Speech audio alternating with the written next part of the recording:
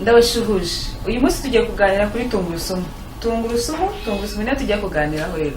Tungurusumu ishobora kugufasha kugabanya ibiro, tungurusumu tugiye kuganiraho ni uburyo ishobora kugufasha kurinda indwara ndetse ikaba yagufasha no kuba hari izo uba warwaye ukaba wakira. Ibyo byose rero nibyo tugiye kureba muri ino video.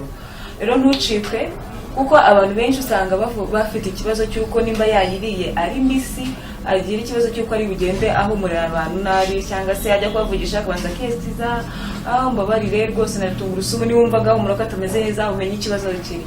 Ariko tugiye kureba uburyo ushobora kuyikoresha ukayirya ari mbisi cyangwa se uburyo ushobora kuyikoresha ari mbisi kandi ntize gutera ikibazo cy'uko ushobora kugenda uhumurira abantu nabi kandi ikagufasha nyine no mu bindi byose wifuza.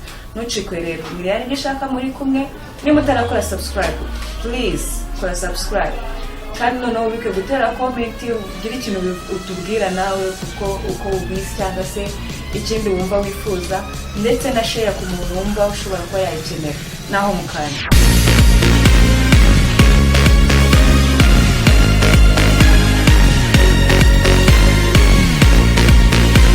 Rero kunywa tungurusumu mu mazi mu gitondo ukibyuka mu gitondo cya kare kare utaragira ikindi kintu ushyira mu nda, ikintu cya mbere bigufasha koza umubiri imyanda.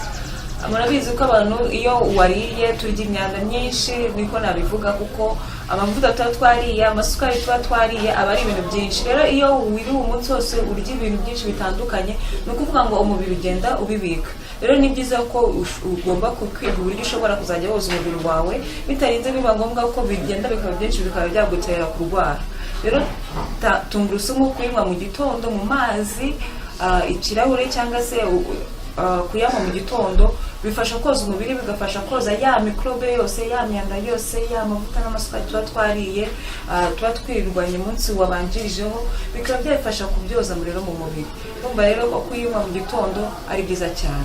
Nanone tungurusumu kuyinywa buri munsi mu mazi cyangwa se kuyinywa mu gitondo ubyutse byongera ubuzima bwiza hagati y'abashakanye.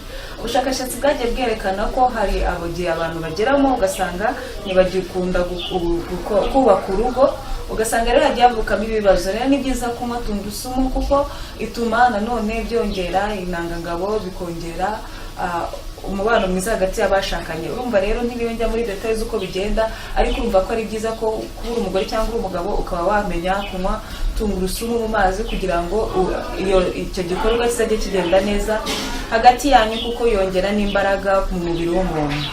Tungurusumu rero kuyinywa mu mazi nanone amazi mu gitondo ubyutse cyangwa se kuyinywa buri munsi ukabigira akamenyero kuko tungurusumu ubushakashatsi nyine bigenda bwerekana ko nubwo abantu bagenda bavuga ngo kurya pome rimwe buri munsi uba ugiye kure ya muganga, na tungurusumu ugiye umenya kuyirya buri munsi uba ugiye kure ya muganga kuko cyane cyane nk'urugero ifasha indwara z'ubuhumekero. Iyo umuntu arwaye ibicurane, iyo urwaye inkorora utangiye kumva ko bitangiye kumera nabi, ariko umuntu atangira kurwara ibicurane cyangwa se inkorora, biba byiza iyo ubibutse kwibuka ko ugiye kuryama ukanywa cya kirahure cy'amazi arimo tungurusumu mu gitondo ukongera ukayanywa gutyo uko ugenda uyanywa mu minsi 2 mu minsi 3 rwose nta kibazo ufite, utarinze uri wirirwa ujya kwa muganga cyangwa ujya mu ntuza mu gufata imiti. Rero kandi ikindi ni uko tungurusumu ifasha abantu barwaye asima. Hari igihe umuntu aba arwaye asima, yego ntizakiza asima ariko muri crise ukundi wumva umuntu yafunze cyangwa iki, iyo uyinywa buri munsi bigabanya crise, bigabanya kumva wafunga cyangwa se wagira ibibazo bya sida kuko uko uyinywa niko igenda ifasha yoroshya ubukana bwa asima. Ubwo rero ni byiza rero kunywa tungurusumu mu mazi ya buri munsi. Kunywa amazi arimo tungurusumu buri munsi byongera kugufasha ubuzima bw'amaso. Ari igihe usanga abantu uko bagenda basaza ariko bagenda bagira ikibazo cy'amaso, ugasanga uko umuntu agenda akura niko amaso agenda atareba neza cyangwa se no mu buzima busanzwe ugasanga amaso ntareba neza. Tungurusumu kuyinywa buri munsi mu mazi byoroshya ibibazo by'amaso, bituma umuntu ashobora kureba neza kandi nanone mu gihe umuntu ufite indwara z'amaso zishobora koroha kubera ya tungurusumu wanyweye buri munsi. Ntabwo turi bujye muri detail y'impamvu z'ukuntu bigenda, ariko nakugira inama yuko niba ufite ikibazo cy'amaso cyangwa niba ubona utangiye kugira nimba utaratangira kunywa tungurusumu ige kuyinywa kugira ngo bishobore kukurinda indwara z'amaso, kuko muri ino minsi dufite ibintu byinshi bishobora gutuma wagira ikibazo cy'amaso cyangwa se amaso yawe yakangirika. Ni byiza rero kunywa tungurusumu mu mazi ya mu gitondo. Tungurusumu ishobora kugufasha nanone kurwanya kanseri. Hari ubwoko bwa kanseri ishobora kugufasha. Ni byiza rero ko urumva nimba wenda udafite ikibazo cy'ubuhumekero, wenda ushobora kugira ikibazo cyo kwirinda kanseri, ni byiza rero ko wakibuka ko kunywa tungurusumu mu mazi cyangwa se kuyikoresha kuyirya ari mbisi. Aha turi kuvuga kuyirya ari mbisi tuvuze kuri gitetse, yego kuri gitetse hari uko ifasha umuntu, ariko iyo ari mbisi noneho igufasha birenzeho. Rero ishobora kugufasha kwirinda kanseri, ikaba yagufasha kuko n'ubushakashatsi bwagaragaje ko no mu miti ya sida nanone harimo harimo imiti ikoreshejwemo, harimo nyine ama-ingredient ya tungurusumu. Urumva rero ko tungurusumu ari umuti udasanzwe, cyane cyane mu bihe bya kera barayikoreshaga cyane bavura, yaba ari mu Bushinwa yaba ari mu Buhinde, wasangaga iri mu bintu bakoresha bavura indwara. Ndetse n'ubu ngubu abantu batangiye kugenda bamenya ko tungurusumu ishobora gukoreshwa mu kuvura indwara.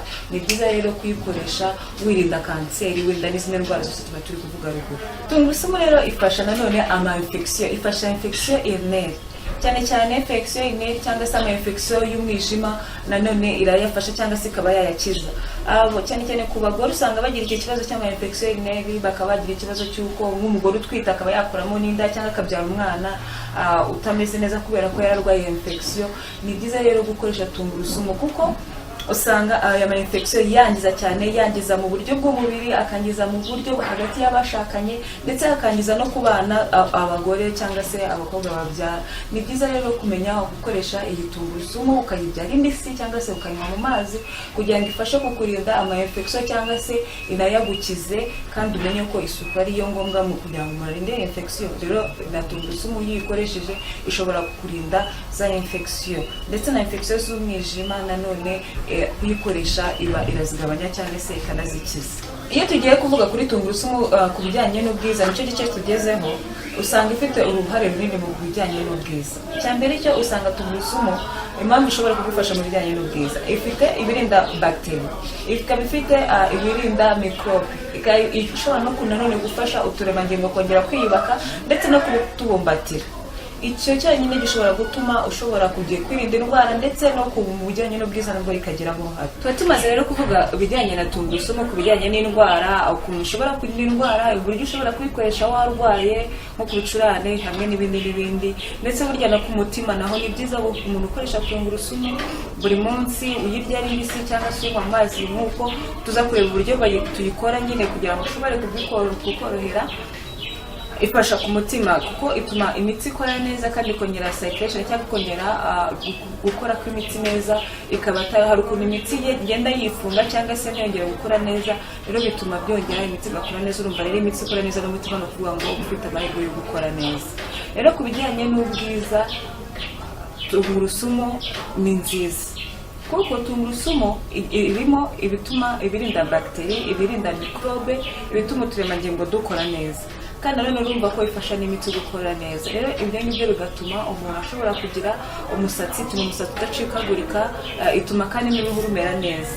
Ni ukuvuga ngo rero umuntu wanyweye tungurusumu buri munsi cyangwa se wariye tungurusumu buri munsi bimurinda kugira uruhu rufite uduheri cyangwa se uruhu rusa nabi, kandi bigatuma n'umusatsi umera neza. Iyo tuvuze umusatsi ni ukuvuga ngo n'inzara n'amagufa biba bijyanamo byose. Urumva ko rero tungurusumu ari nziza. Aya mazi rero unywa ukoresheje tungurusumu cyangwa se harimo tungurusumu ushobora kuyakora mu buryo bwinshi bitewe n'ibigushobokeye. Icyambere cyo ugomba gukenera tungurusumu utuntu dutatu. Nkanjye muri izi tungurusumu nsigaye nkoresha ni nini kandi zirakarishye cyane, nkoresha ebyiri, ariko ukoresha dutatu mu kirahure, ukashyira ukazirapa cyangwa se ukazikatamo uduce dutoya, ukadushyira mu kirahure, warangiza ukayatereka nimugoroba, nijoro ugiye kuryama, ukazayanywa ejo mu gitondo ubyutse nta kintu na kimwe urashyira mu nda.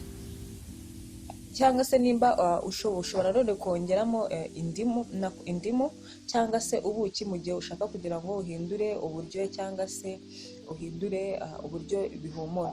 Ushyizemo indimu wumva ko uburyo bihindutse, washyiramo n'ubuki nabyo ukumva ko hari ikiyongereyeho. Hari abantu badakunda ibintu bisharira, ariko washyiramo ubuki ukumva ko hari akaryo kiyongereyemo.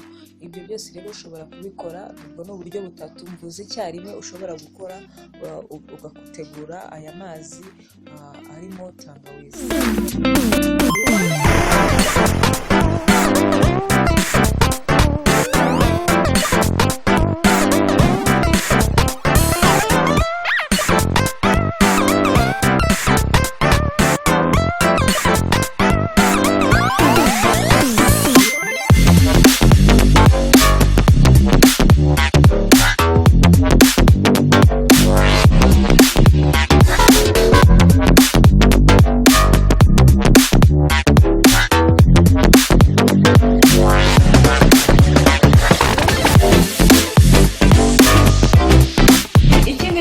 Tungurusumu ifasha umuntu kuba yagabanya ibiro.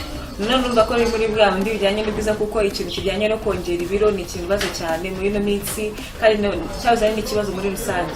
Ni ukuvuga ngo rero tungurusumu kuyikoresha ituma ugabanya ibiro, ituma uta ibiro ku buryo, kandi nanone ikongera n'umuntu imbaraga ukora amasiporo, bikaba byatuma rero ugira ubuzima bwiza, ugabanya ibiro ukoresheje tungurusumu.